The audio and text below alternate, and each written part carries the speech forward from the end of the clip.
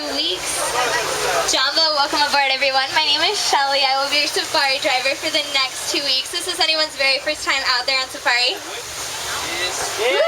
Well, I hope you guys are all excited. I will try to make this the very best safari for all of you guys. We are about to enter the Harambe Wildlife Reserve. It was established in 1971 as a way to protect animals from predators, especially poachers. Those are the ones that hunt animals for their horns and tusks. We have an airborne warden, and it looks like we are ready, so we'll be tuning in with him now. He patrols the land by helicopter. Airborne warden, this is symbol 1, over. Zimbabwe, this is Warden Wilson Mutua, over. Jumbo warden, this is symbol 1. We are entering the Little Ituri Forest, over. Hamjambo, Zimbabwe. Keep your eyes open and drive carefully. You should see lots of animals. Alright, roger that, Wilson. Hopefully we will see lots of animals out here today. Looks like we are off to a great start. On the right, you might see a couple of okapis. They weren't discovered until the early 1900s. Might be honey back there in the bamboo. They blend in well. Over here on the left, we have a couple species of birds. Yellow-billed stork at the top there, the white tall birds, and they also have a saddle-billed stork, the black and white feathers there. They stand about 5 feet tall, have a wingspan of about 8 to 9 feet wide. Pretty impressive bird, I think. And watering holes like these are important gathering places out here in Africa for many species of animals, different bird species, fish species.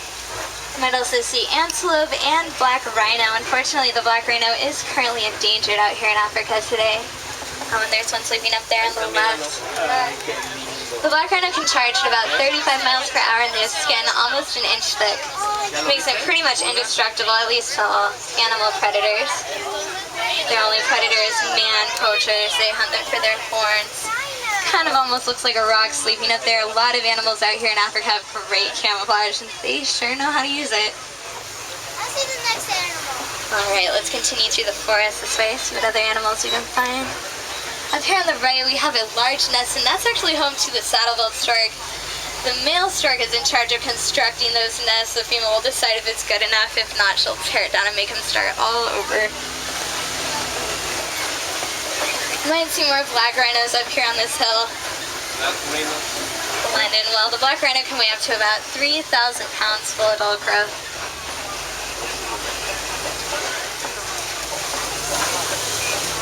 Just keep your eyes open for antelope out here, shy animals of the forest. Sometimes you'll see them hiding out in the bushes. Oh, I'm yeah? gonna go ahead and leave the forest for now, though. Let's head up to the Safi River, see what we can find up there today. Safi River is home to Nile hippopotamus. Maybe you'll see some hippos somewhere out there. Usually hippos are completely submerged by water. They can hold their breath about 5 to 8 minutes at a time before coming up for air. Can anybody break that record? I know, I can't. Full-grown hippopotamus can weigh up to about 5,000 pounds of full growth. Baby hippos weigh about 85 pounds at birth. Alright, I'm just going to keep going slowly. Hang on tight, I don't want to get stuck in this flood.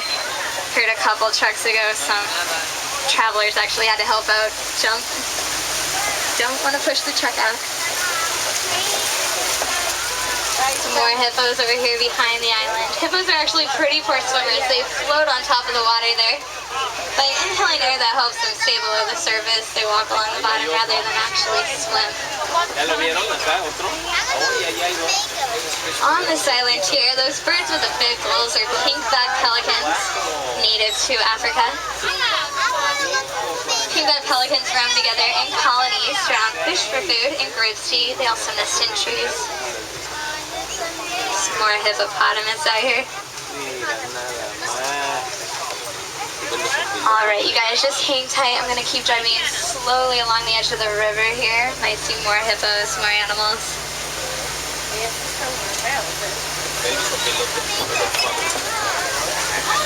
Also, some pretty little waterfalls coming up here on the left. I call these Safi Falls. Sometimes I actually see hippos splashing around in those waterfalls. Uh-oh, it looks like we're going to have to cross this rickety old bridge here to get to the other side of the road. Everyone just hang tight for me. gonna take this bridge pulley very slowly. Sometimes we do have reptiles out here in Africa, such as the Nile crocodile, a little bit bigger than those American alligators. Usually during the winter here, they've gone south of the equator where it's summer down there, but don't let them fool you. They could be waiting for us right under this bridge. Either way, they're always hungry, so it's probably a good idea if we head on out of here. Alright, what do you guys think? Let's head up to the savannah, see what's out on the African plains today. Simba 1, come in. Wilson, this is Simba 1. Just wanted to let you know that my ground patrol has seen a lot of elephant activity in the red clay pit. You definitely want to check out that area. Alright, roger that, Wilson. We'll be heading into the savannah momentarily. Maybe see elephants, giraffes, popular animals out there. On the right here, we have a baobab tree. These are very rare trees, only found here in Africa. Kind of look like upside down trees with the roots growing out of them. Fun fact about the baobab tree is that they actually hold water in them almost all year round. You might see animals stick their horns and tusks into those trees, peel back the bark and get their water source that way. And here we go. This is my favorite view of all of Africa. We are now entering the savannah. These lush grasslands stretch for miles in what is known as the Serengeti grasslands. You might also hear it referred to as that Great Migration Highway.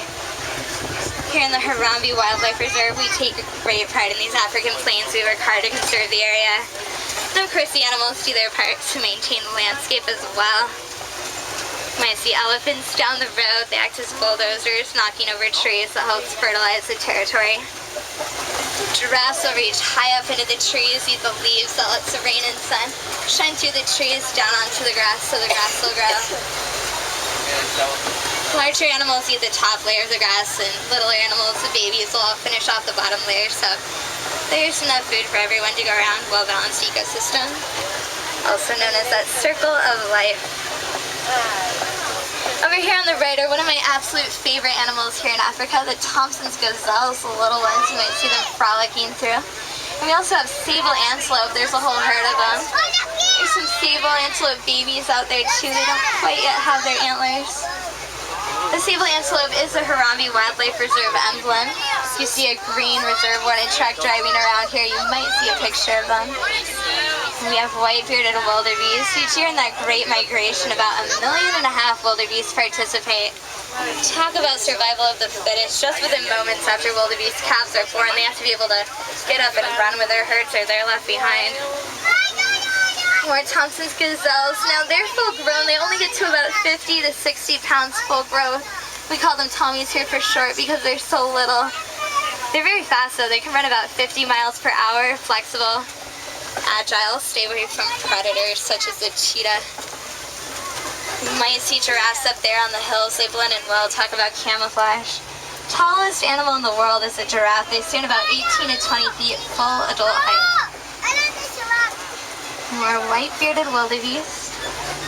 Alright, it looks like the road is going to take us a little bit deeper out here now. Let's see what else we can find out here on the African plains.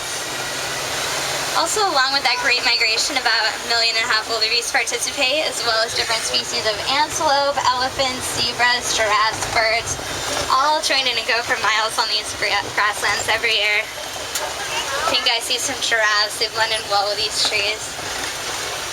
Reticulated giraffes here in Africa, they get their name for their net-like pattern found on their skin. Just like you and me as humans with our fingerprints, no giraffe print is exactly the same.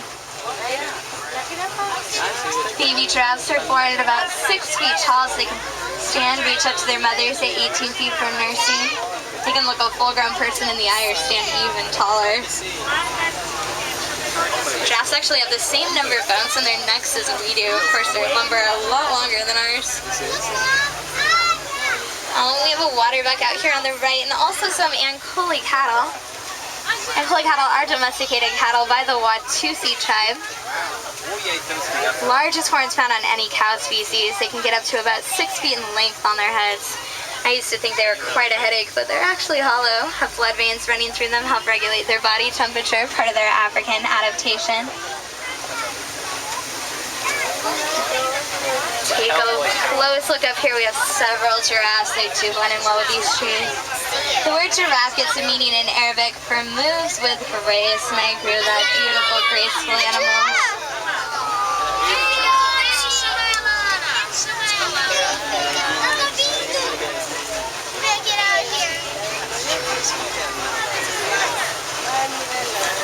Just like elephants get more wrinkles with age, giraffes will get darker skin as the older they get. Speaking of elephants, I think once or twice I've actually heard an elephant blow its trunk over these hills, so listen closely, you might hear an elephant. Uh-oh, it looks like Wilson's trying to tune us in on the radio. He must have something important to tell us. Everyone, this is Wilson. What is your location? Over. Wilson, we are nearing elephant territory. Keep your eyes open for me. We picked up a baby elephant that was wandering on its own. We can't find the mother.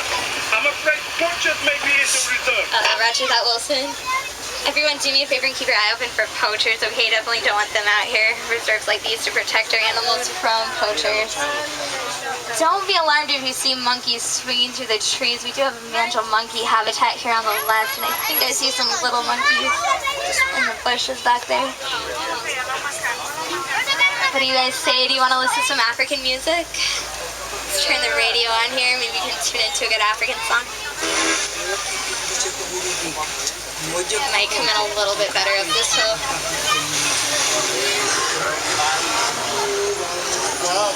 There we go. This road is still close. We'll have to take a detour. We will see elephants down the road, but this view will do.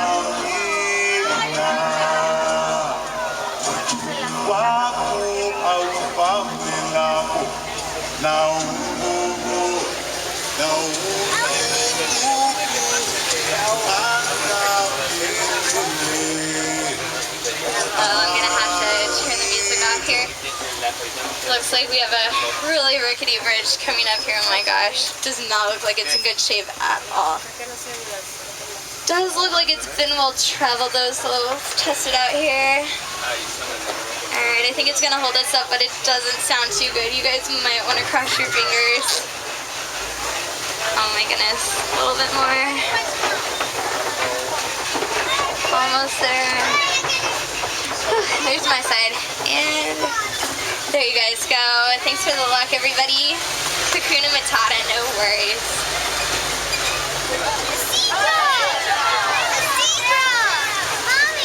We're gonna go right under these red clay pits here. If you look on the side of these red clay pits, you might actually notice some elephant tusk marks. Elephants will dig their tusks into red clay pits and eat that red clay. They get certain minerals by doing so. Both the male and female African elephants do have those tusks. Unfortunately, ivory tusks are very valuable to poachers. Elephants eat on average about 200 to 300 pounds of food a day. Might sound like large numbers for us, but quite normal for elephants. They are the largest land mammal in the world. The only thing larger is that in the sea, such as that of the whale. You might notice some dirt on elephants' backs. Just like you and me, elephants have pretty sensitive skin. We might use sunscreen, keep from getting sunburned. You might see elephants throw water and dirt on their backs. That's their means of protection against the hot African sun beating down on them all day out here on the savannah. Now, here in the Harambe Wildlife Reserve, for some time now, scientists have actually been conducting studies, and they've discovered that through elephants' vocal patterns, elephants produce very low-key frequency sounds, too low-key for the human ear, but they send vibrations through the upper planes. That's their communication. You might see elephant babies out there. They weigh about 200 to 300 pounds at birth. Talk about more for a mother to love.